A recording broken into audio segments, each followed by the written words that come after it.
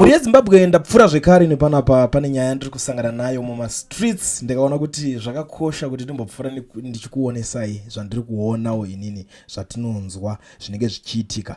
Pane mukomana warura uya anonzi Themba Mliswa. So first thing nezuro akabuditsa achitaura zvoni akarobwa, it's like mota yake yakapindirwa ikapwanyiwa. Ndo nyaya dzake dzaaitaura nezuro. Nhasi zvamuka akutaurawo zvimwe achitaura kuti zvoni kumba kwake kwakapiswa. So toda kuti titange tadhila nekupiswa, nyaya yekupiswa kwekumba kwake. If you guys still remember, kana muri vanhu vanonyatsoteerera nyaya idzi kubva kudhara, ndoda kuti munyatsopanzwisisa ipapapa. Mukatarisa panapa imba yake iyi, zvinhu zvakamboitika. Akaposta musi wa 25 October muna 2023 achitaura kuti zvoni very sad that we recently suffered a lightning attack in my rural area of Shurugwi. I was supposed to be there on the Sunday night when the lightning struck, but was held at farm and arrived only after.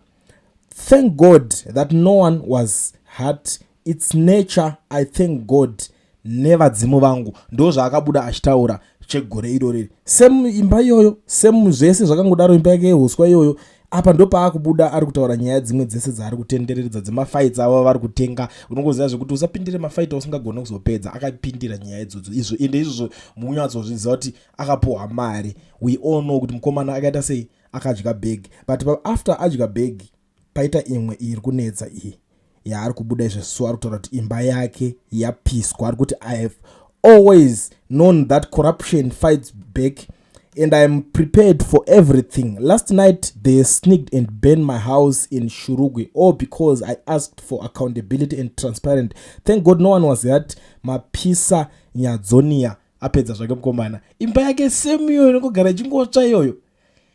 Right, inini ndikadza ndingoanalyzawo pamazira angu neunyanzvi. Unongoziva kuti chimonya changu chemubrain ndinounderstanda zvinhu izvi kudarika vanhu vese makati one day panapa. This guy akatanga abuda achiexposwa achinzi ainonotwa mari yekuti ange achifumura after zvabvondorwa kunzi mukomana apuwa mari kuti aite sei atange kutaura ari against VP. Ndo paakabuda izvi, so paakuchitaurika zvese izvi. Paakuita maskills ekuti aramba achitaurwa nezvake everyday, ekuti aramba achipusha chinhu.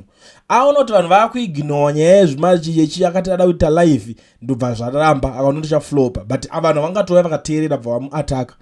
The next thing vatanga kuisa matweets achinyora, ndobva vaona kuti vanhu vasvika pa the extent yekublutika zvimatweets zviya.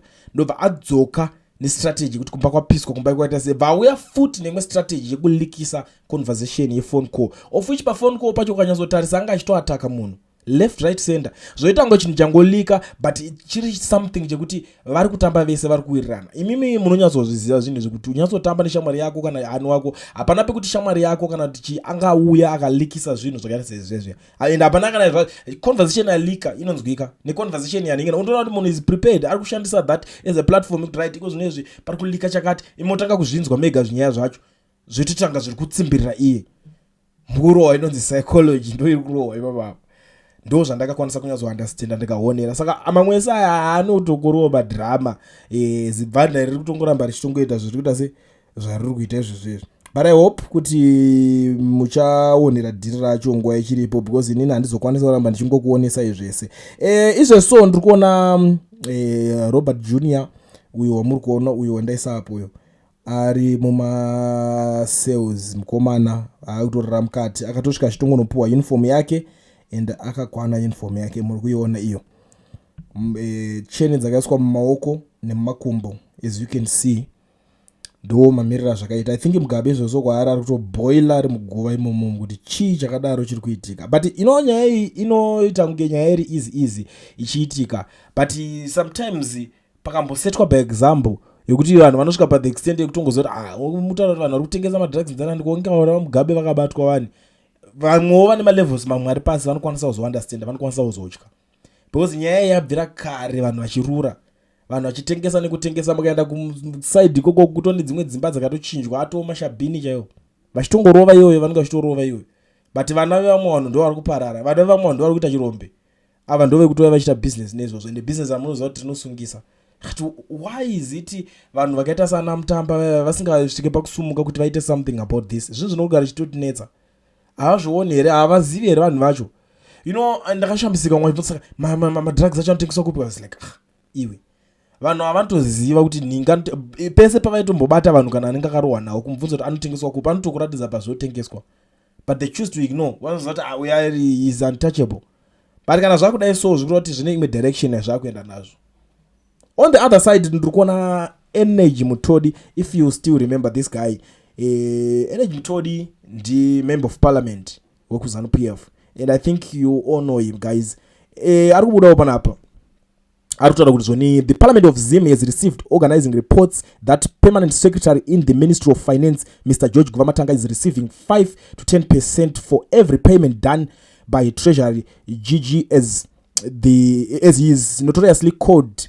He has accumulated more than 1 billion, becoming the richest civil servant. Contractors, ministers, and departments refusing to pay Guvamatanga a kickback at least 5% after receiving treasury payments. They have been denied payments for several months, even if the funds are budgeted for. Over the past 6 months, Parliament itself has struggled to operate after being denied its budgeted funds by George Guvamatanga, a civil servant earning less than 1,000. GG has more than 5,000 dairy cattle, equipment, and several mansions, hence the proposed lifestyle audits. George has also made threats to send a terror team to deal with the chairperson of the Parliamentary Committee on Budget, Dr.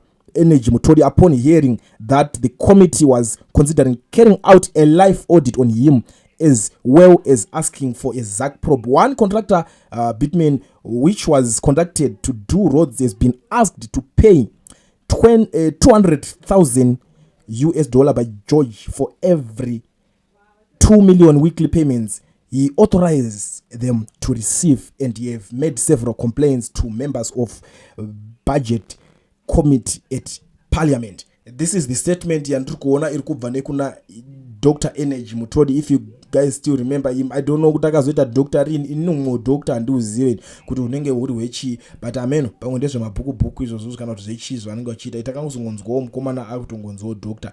It happens sometimes. And on the other hand, ndiri kuona imwe nyaya iri kuramba ichidzoka, nyaya yana Themba Mliswa. I don't know kuti muchaita tasei nayo nyaya yechitupa chake chiri kubudiswa apa. Pari kunzi mukomana uyu anonzi Themba Mliswa ari kunzi akazvarirwa kuZambia. Saka nyaya yakunetsa para Zimbabwe manje yaye kudai so. Haukamu kuti yoyo aZambian wazvarwa muZambia ozoyotwa sabhuku kuZimbabwe kuno chirudzi icho munenge muchiita zvekuzvifambisa sei. Akabhadharwa mari, akatengesa dhiri, akabvuma kuburukira munhu that position or that post ndiani.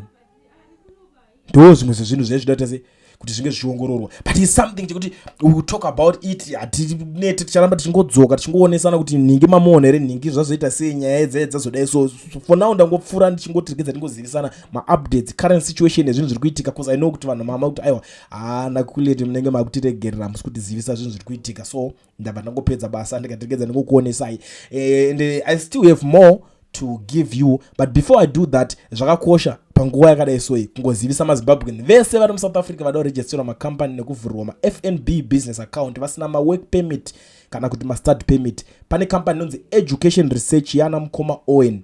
He is the only one anogona kukuitira zvinhu izvozvo. Contact him on the numbers that are showing on the screen. No work permit, no problem. Education Research is the way to go. Ndo vanokwanisa kukuregistera zvinhu izvozvo zvandataura. Company registration ne FNB business account. Number dzavo idzi. Chinongodiwa chete ngotaura nawo, and you don't need to travel uchienda kwavari, vanokuitira vari kwavari, iwewe uri kwauri ikokoko.